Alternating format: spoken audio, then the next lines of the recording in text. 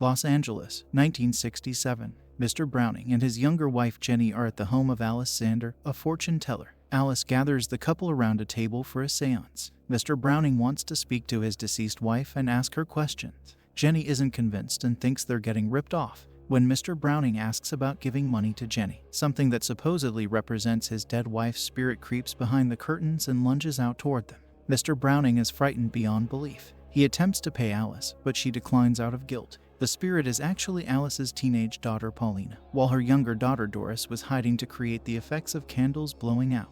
Alice scolds Lena for scaring Mr. Browning and costing them their pay, but Lena defends her actions because she thinks Jenny was a bitch. Alice agrees. Lena sneaks out at night to go to her friend Ellie's house. The two of them, plus Lena's boyfriend Mikey and other friend Betty, play with a Ouija board game.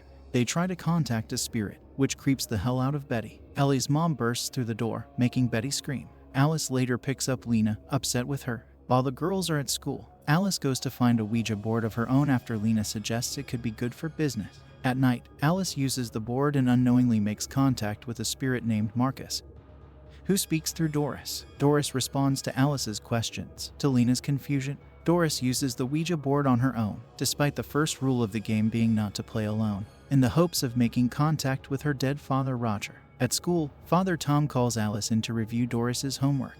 It's all written in cursive, despite no one having knowledge of Doris ever learning how to write like that. Alice and the girls return home to find a notice of foreclosure on their door. Doris returns with a pouch full of money that she claims Roger told her about. She shows her mom and sister a space in the basement wall that contained the money. Later, Doris shows Alice and Lena how she communicated with Roger. To their astonishment, the planchette moves on its own when Alice asks the spirit where Roger was when she told him she was pregnant with Lena. The planchette moves around to spell shower. When Alice asks if Roger is really there, it moves to yes. The girls look through the planchette lens to see if they spot anything, but Lena is too freaked out to keep looking. Alice starts to keep Doris home from school to work with her.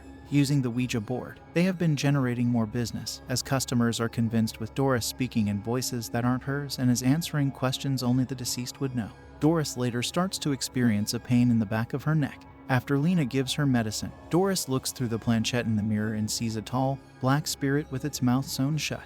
Doris screams, and the spirit sticks its arm down her mouth as it possesses her. Alice goes out with Father Tom for the night while Lena has Mikey come over as Doris watches TV. Tom chooses not to pursue other relationships after his wife's passing, as well as to keep with his faith. Lena and Mikey spend a brief time together and only kiss before she kicks him out. As Mikey is leaving, Doris startles him as she appears out of nowhere. She then starts to describe being strangled to death in graphic and disturbing detail. Lena brings a bunch of papers written by Doris to Tom at school. They are written in Polish, and Tom says he knows someone at the school who can translate them for her. In the schoolyard, two boys that make fun of Doris are sitting on a bench when one of them aims his slingshot at her head. Doris turns around and stares the bully down and causes the kid to strike himself in the face. Lena finds one of her dolls has what look like stitches drawn onto its mouth. She confronts Doris about it, but Doris claims it was their dad that did it to stop the voices. Tom visits the Zanders for a seance with Alice and Doris. He tries to have them make contact with his deceased wife Gloria. He asks what Gloria's middle name was. The planchette moves around to spell Lynn.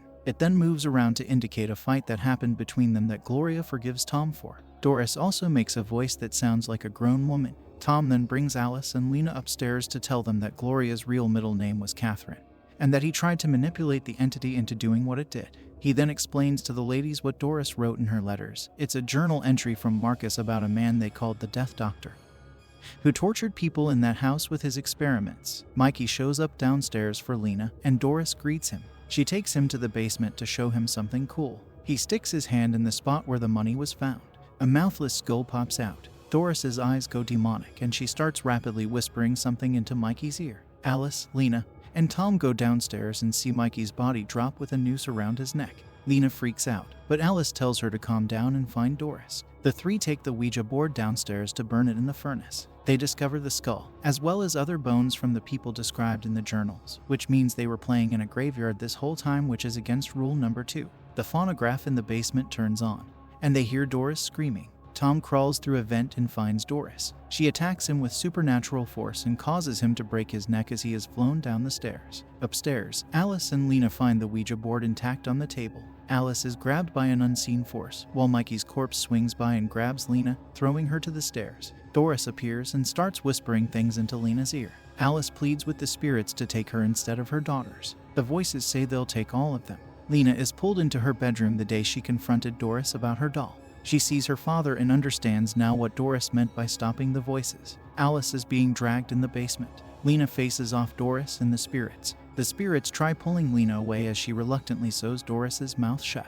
When she is done, Doris appears normal and wakes up. She is pulled up by Roger. In reality, Alice and Lena cry over Doris's body. Lena is momentarily possessed and she stabs Alice. When she reverts to normal, she tearfully begs her mother for forgiveness, but Alice says she knows it wasn't her. She sees Roger and Doris standing behind Lena before she dies. 2 months later, Lena is in a mental hospital talking to Dr. Fuller about what happened to Doris's body. In her room, Lena makes her own Ouija board on the floor with her blood and an eyeglass to contact Doris. Fuller passes by Lena's room and sees what looks like Lena and Doris sitting next to each other on the bed.